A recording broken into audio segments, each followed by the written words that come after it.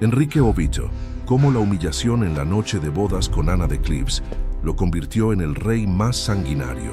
La impotencia sexual que lo llevó a ejecutar a 2 esposas, 70.000 personas. Si las historias de poder, lujuria y venganza te fascinan tanto como a mí, dale like ahora y suscríbete al canal, porque lo que viene sobre la noche de bodas más humillante de la historia te va a dejar sin palabras. Y créeme, esto es solo el principio de la transformación más aterradora de un rey. Crear una nueva religión y destruir la Inglaterra medieval. Conexión entre fracaso sexual y violencia extrema. Las 6 esposas. Divorciada, decapitada, muerta, divorciada, decapitada. Sobrevivió el 6 de enero de 1540. En el Palacio Real de Greenwich, el hombre más poderoso de Inglaterra estaba a punto de enfrentar la noche más humillante de su vida. Enrique Obito, el rey que había desafiado al Papa, destruido monasterios y ejecutado a 2 esposas, estaba encerrado en sus aposentos con una mujer a la que consideraba repulsiva. Ana de Cleves, su 4ª esposa, esperaba nerviosa en la cama nupcial. Lo que ocurrió aquella noche cambiaría el curso de la historia inglesa de formas que nadie podría haber imaginado, porque por primera vez en su vida, el rey que lo controlaba todo no pudo controlar su propio cuerpo. Los detalles de lo sucedido en aquella cámara real son tan perturbadores como fascinantes. Al día siguiente, Enrique llamó a su médico personal y le hizo una confesión impactante. Dijo que había tocado los pechos y el vientre de Ana, pero que su cuerpo simplemente no respondía. En sus propias palabras, registradas en los archivos reales, no sintió ninguna chispa de deseo carnal. Pero había algo aún más siniestro en esa confesión. Enrique insistió en que el problema no era suyo. Aseguró al médico que tenía erecciones nocturnas regulares y que era perfectamente capaz de eyacular. El problema, según él, era ella. Ana de Cleves era tan poco atractiva que había roto la virilidad del rey de Inglaterra. Esta historia no trata de un simple matrimonio fallido. Trata de cómo la inseguridad sexual de un hombre poderoso desencadenó una ola de violencia, manipulación y muerte que resonaría durante siglos. Porque Enrique Obito no era solo un rey. Era un hombre obsesionado con su masculinidad, aterrorizado por la idea de parecer débil y dispuesto a matar a cualquiera que amenazara su imagen de virilidad suprema. En los próximos 31 minutos descubrirás cómo esa obsesión convirtió a 6 mujeres en piezas de un juego mortal. Conocerás a Catalina de Aragón, la reina devota que fue descartada como un objeto defectuoso. Ana Bolena, la seductora que perdió la cabeza literalmente cuando no pudo darle al rey lo que quería. Jane Seymour, la única a la que realmente amó, pero que pagó el precio supremo por el éxito. Ana de Cleves, la extranjera que sobrevivió por ser considerada demasiado fea. Catalina Howard, la adolescente ejecutada por supuestamente traicionar al rey impotente. Y Catalina Parr, la superviviente que casi se convirtió en la 6ª víctima. Esta es la historia de cómo la disfunción eréctil de un tirano cambió la religión de todo un país, destruyó miles de vidas y creó un legado de terror que todavía nos fascina 500 años después. Prepárate, porque la verdad es mucho más perturbadora que cualquier ficción. Una yegua de Flandes. Esas fueron las palabras exactas que Enrique Obito pronunció la mañana del 7 de enero de 1540, cuando sus consejeros más cercanos entraron en la cámara real esperando oír hablar del triunfo de la noche de bodas. El rey estaba pálido, sudoroso, con la voz cargada de una mezcla tóxica de rabia y humillación. «No me agrada», continuó, escupiendo las palabras como veneno. «Su cuerpo es repugnante, sus pechos caen como sacos vacíos, su aliento, Dios del cielo, su aliento». La sala quedó en silencio mortal. Nadie se atrevía a mirar directamente al monarca. Todos sabían que presenciar la impotencia de un rey era firmar su propia sentencia de muerte. Pero las palabras de Enrique no terminaron ahí. Siguió, cada frase una puñalada a la dignidad de Ana de Cleves, cada descripción más cruel que la anterior. «No puedo sentir nada por ella», declaró, con la voz quebrada entre furia y desesperación. «Mi cuerpo no responde. Es tan distinta de lo que me prometieron que sospecho que me han engañado». Y luego llegó la frase que sellaría destinos. «No creo que sea virgen». Era una acusación absurda, inventada en el momento para desviar la culpa, pero que resonaría por los pasillos de Whitehall como un trueno. Toda la corte lo sabría antes del mediodía. Todo Londres lo sabría al anochecer, y alguien tendría que pagar por esa vergüenza. Ese alguien tenía nombre: Thomas Cromwell, el hombre que había orquestado todo aquel desastre. El arquitecto jefe de la humillación real. Cromwell era el primer ministro de Enrique, el consejero más poderoso de Inglaterra, el hombre que había destruido monasterios, desafiado al Papa y convertido a Inglaterra en una nación protestante. Era un genio político, un estrategista brillante, pero había cometido un error fatal. Prometió a Enrique una diosa alemana y le entregó, en palabras crueles del rey, una yegua de Flandes. ¿Por qué lo hizo Cromwell?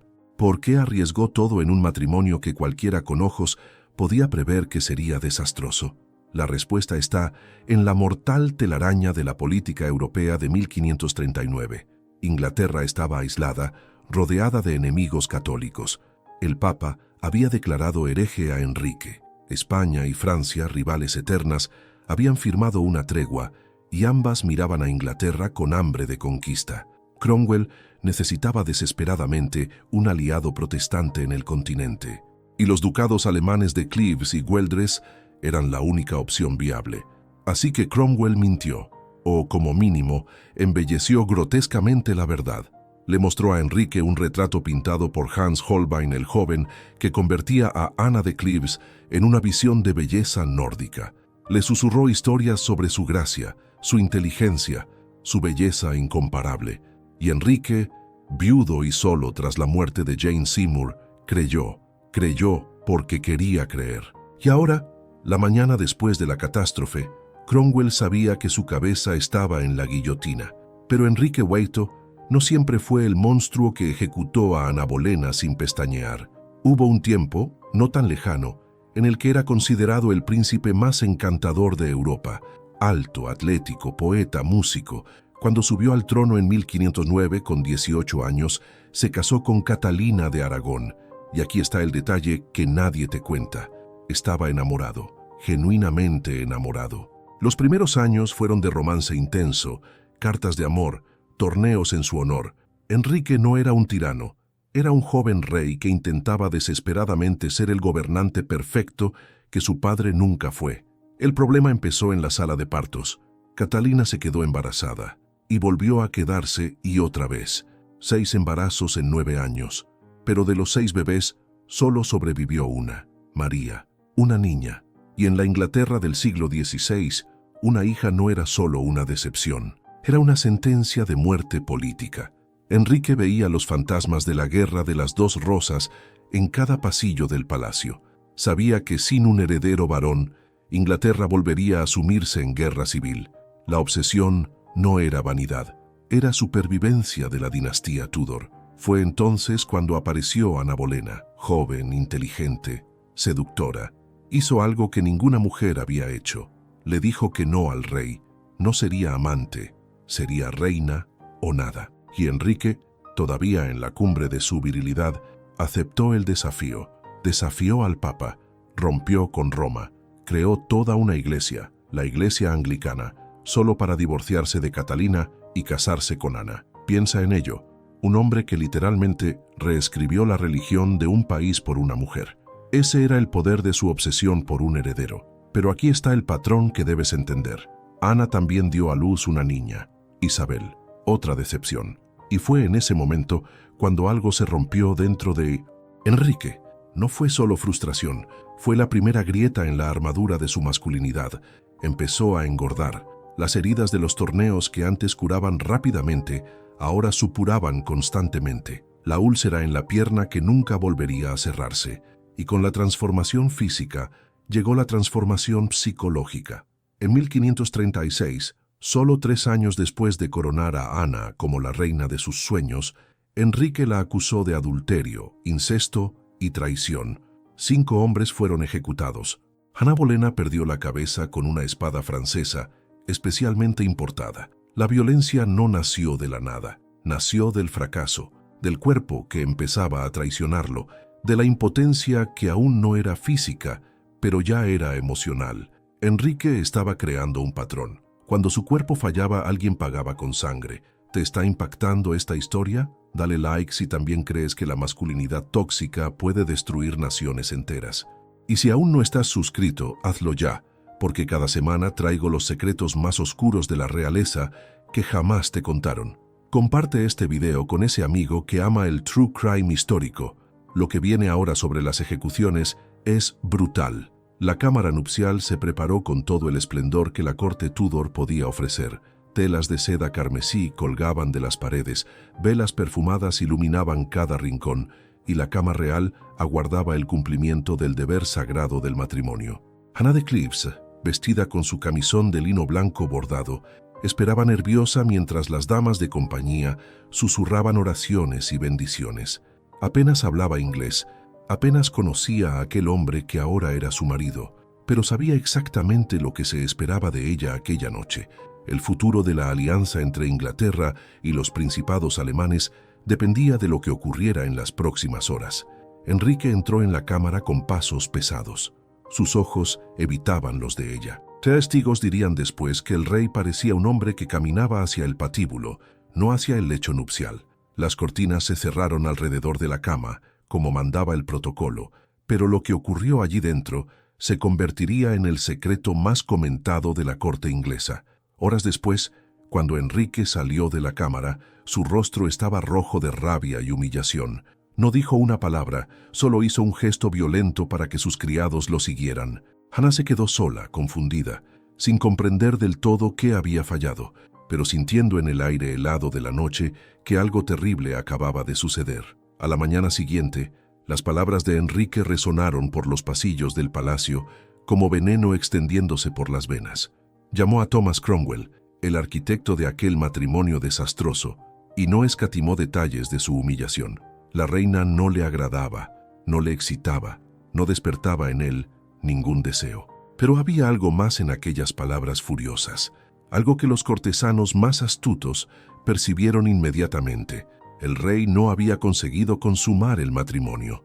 La impotencia que tanto había intentado ocultar, que había convertido su matrimonio anterior en tragedia, volvía a atormentarlo en el peor momento posible.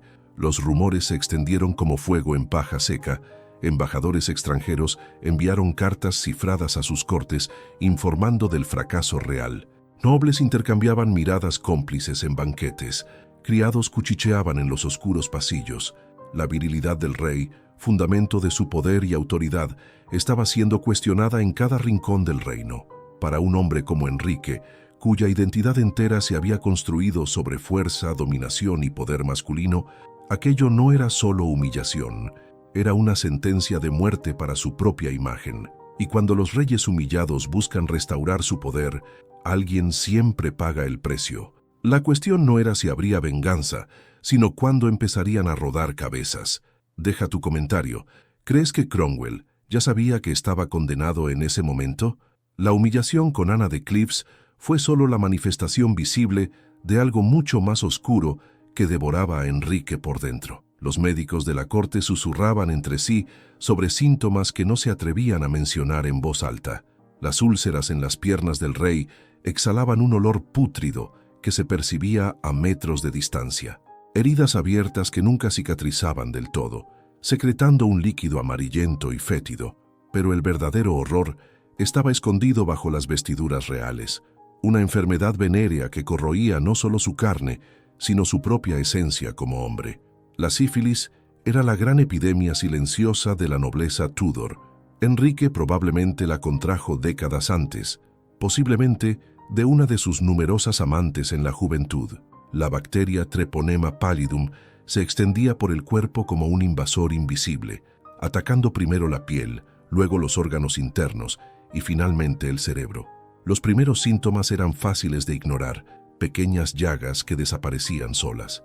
Pero la enfermedad nunca se iba de verdad, solo se escondía, esperando el momento para devastar completamente a su huésped, y en los años 1540 estaba cobrando su precio total a Enrique VIII.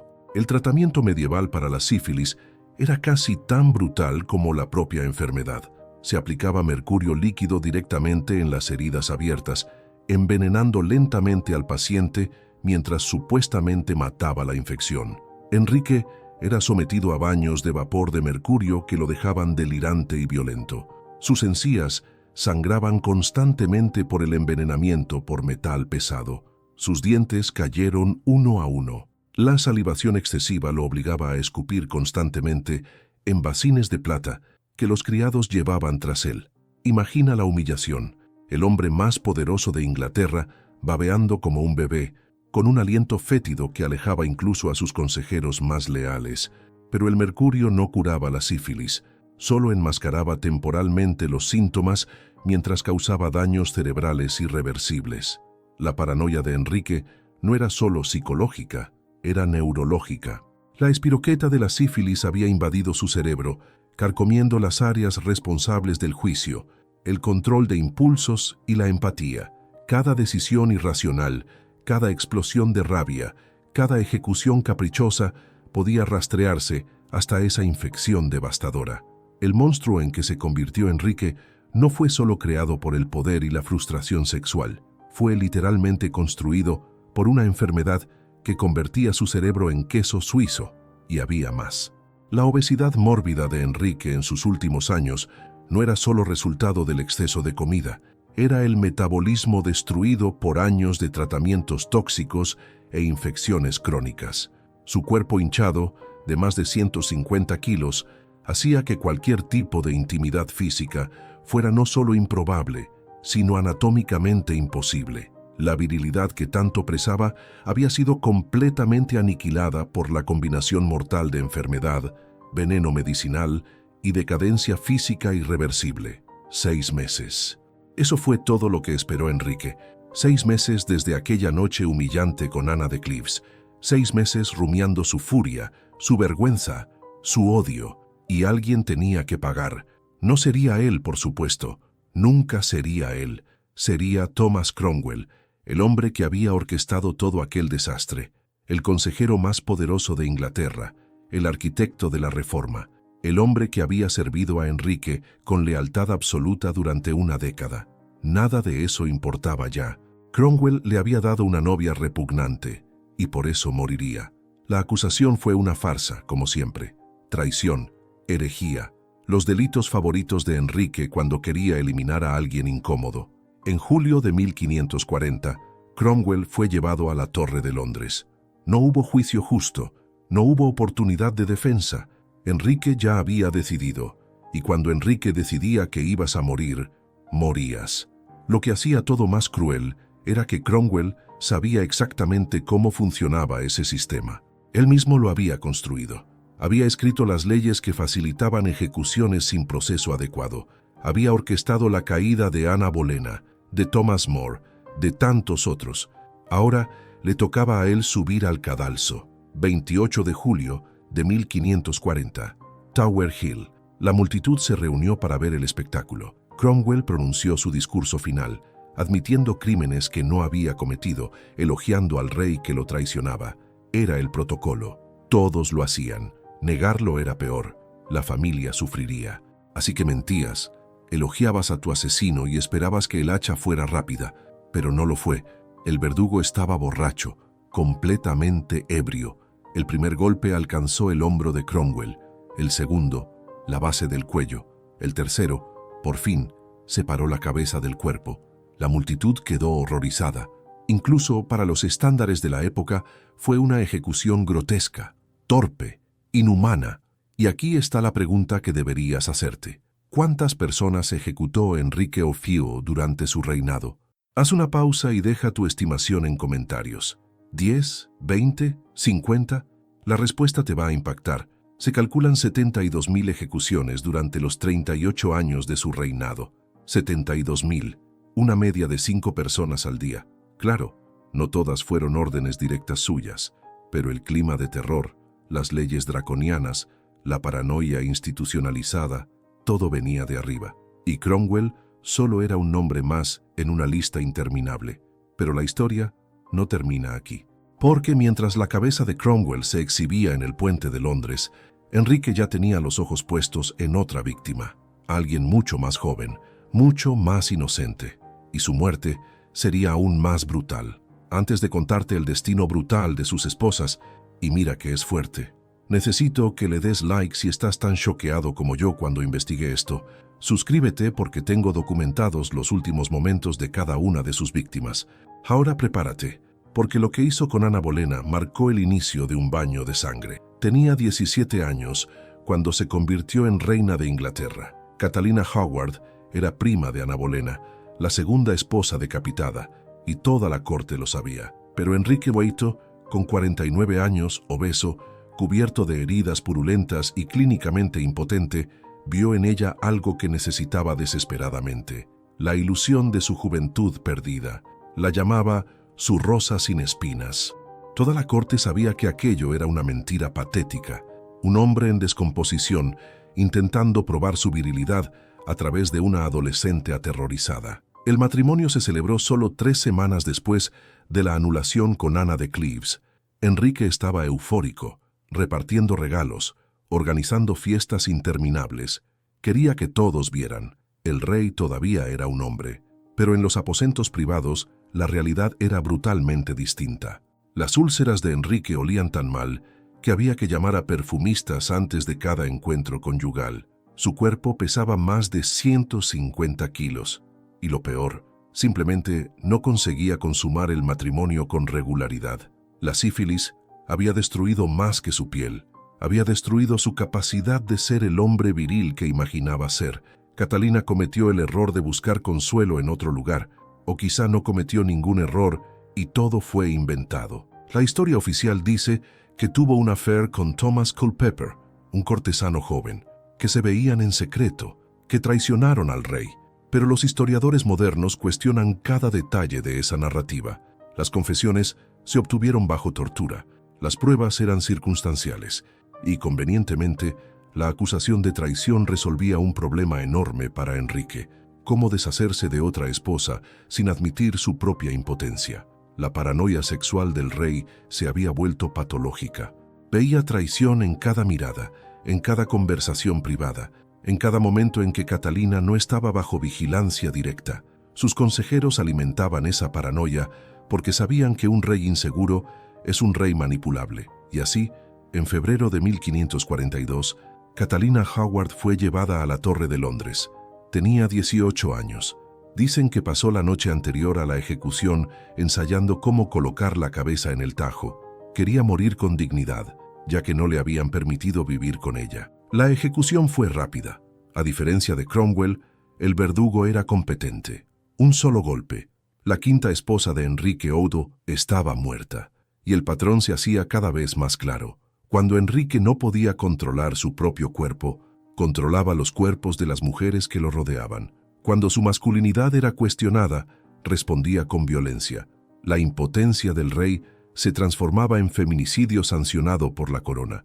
Y todavía quedaba una esposa. Pero el verdadero horror del reinado de Enrique no está en las historias individuales que todos conocemos. Está en los números que nadie te ha contado. Entre 1532 y 1547, Enrique Obeito ordenó la ejecución de aproximadamente 70.000 personas.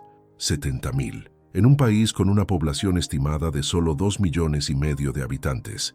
Si este dato te voló la cabeza, como a mí, retribuye el trabajo de investigación suscribiéndote al canal. Son literalmente 2 segundos y me ayuda enormemente a seguir trayendo estas historias reales que superan cualquier ficción. ¿Ya diste like? Hazlo ahora y comenta. ¿Crees que la humillación sexual justifica semejante masacre? Quiero leer tu opinión. Eso significa que Enrique ejecutó a casi el 3% de toda la población inglesa. Para que te hagas una idea, sería como si un líder actual ejecutara a 9 millones de españoles en 15 años. Y la mayoría de esas muertes no tenían nada que ver con sus esposas. La carnicería real comenzó con la disolución de los monasterios entre 1536 y 1541. Enrique no solo confiscó las propiedades de la Iglesia Católica, destruyó sistemáticamente 800 monasterios, abadías y conventos. Decenas de miles de monjes, monjas y trabajadores religiosos fueron expulsados, encarcelados o ejecutados. Pueblos enteros que dependían económicamente de esos monasterios simplemente desaparecieron. Pero cuando comunidades enteras se rebelaron contra esa destrucción, Enrique mostró su verdadera cara. La peregrinación de Gracia de 1536 fue la mayor rebelión popular de la historia inglesa hasta entonces.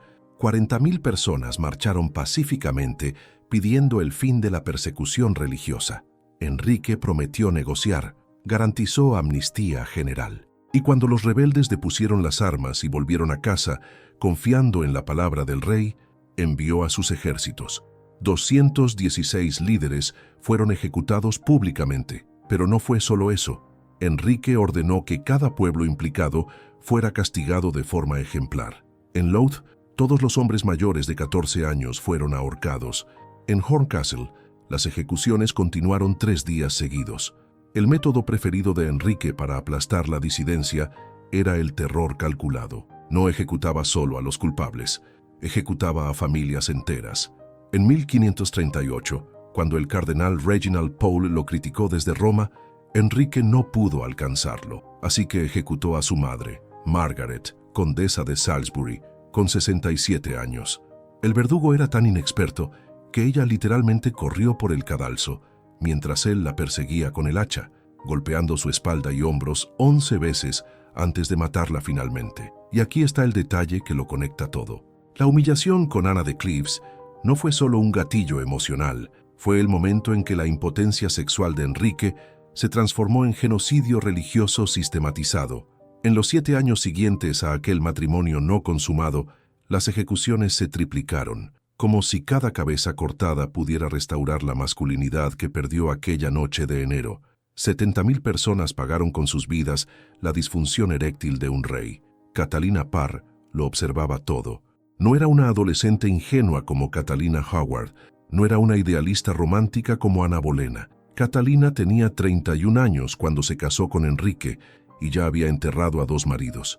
Entendía a los hombres, más importante aún, entendía a los hombres peligrosos. Y Enrique VIII, en 1543, era el hombre más peligroso de Inglaterra, un rey obeso, ulcerado, paranoico, que había ejecutado a 2 esposas y destruido 70.000 vidas. Catalina miró a ese monstruo y tomó una decisión consciente. Iba a sobrevivir. La estrategia de Catalina fue brillante en su simplicidad. Mientras Ana Bolena desafiaba intelectualmente a Enrique y Catalina Howard lo traicionaba sexualmente, Catalina Parr hizo algo revolucionario. Alimentó su ego. No de forma obvia o servil, sino con una inteligencia sofisticada. Lo llamaba Su Majestad Erudita. Le pedía consejos sobre teología, fingiendo que sus opiniones eran profundas. Cuando Enrique escribía algo, lo elogiaba como si fuera pura genialidad. Convirtió a un tirano inseguro en un mentor intelectual, y funcionó perfectamente, hasta que casi no funcionó.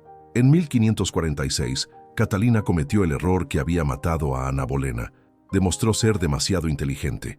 Durante un debate teológico, discrepó de Enrique sobre la interpretación bíblica. Fue un momento aparentemente inofensivo, pero Enrique, con 55 años y constantemente dopado con opio para sus úlceras, explotó en paranoia. Firmó una orden de arresto contra su propia esposa. Catalina sería interrogada por herejía, y todos sabían lo que eso significaba.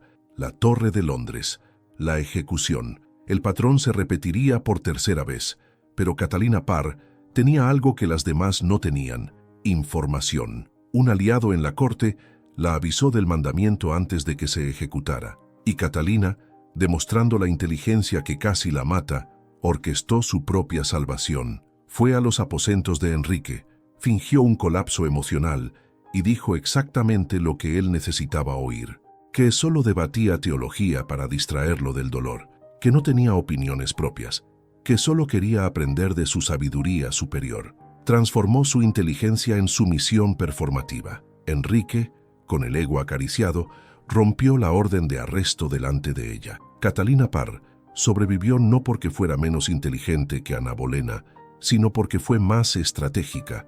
Entendió que sobrevivir junto a un tirano requería la muerte del propio ego. Y en enero de 1547, cuando Enrique Opazo murió por fin, obeso, ulcerado y delirante, Catalina era la única esposa que quedaba viva.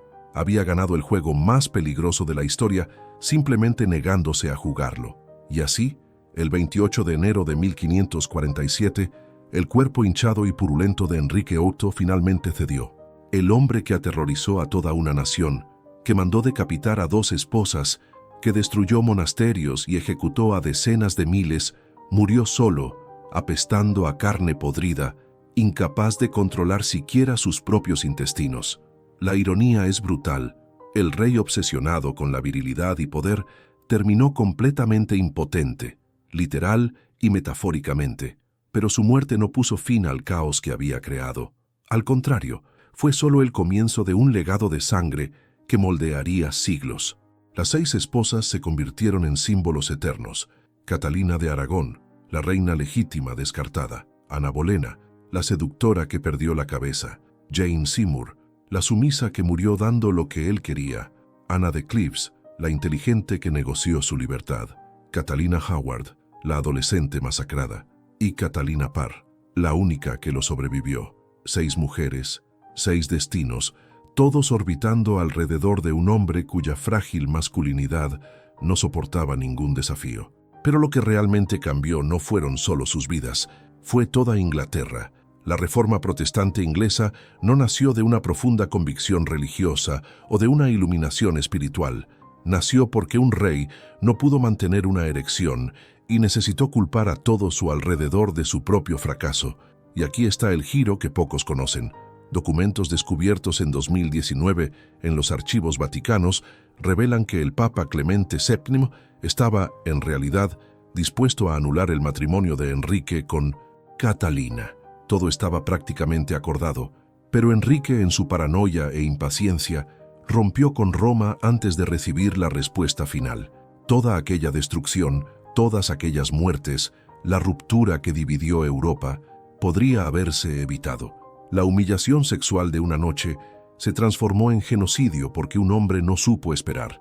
El legado de Enrique VIII no es de grandeza ni de estrategia política brillante. Es sobre cómo la masculinidad tóxica, cuando se combina con poder absoluto, se convierte en una fuerza de destrucción masiva.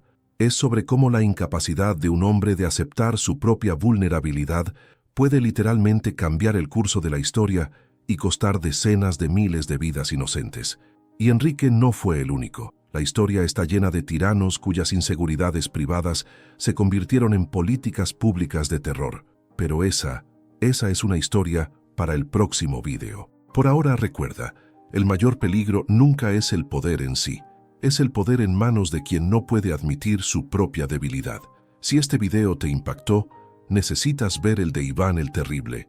Ese sí que convirtió la crueldad en arte. El algoritmo te lo está recomendando ahí al lado. Dale clic ahora. ¿Aún no te suscribiste? ¿Qué estás esperando? Únete a nuestra comunidad de más de número amantes de la historia oscura.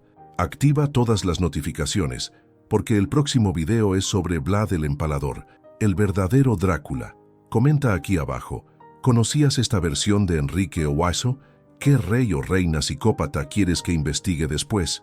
Y recuerda, el poder absoluto no corrompe, revela quién eres realmente. Nos vemos en el próximo video, si te atreves a verlo.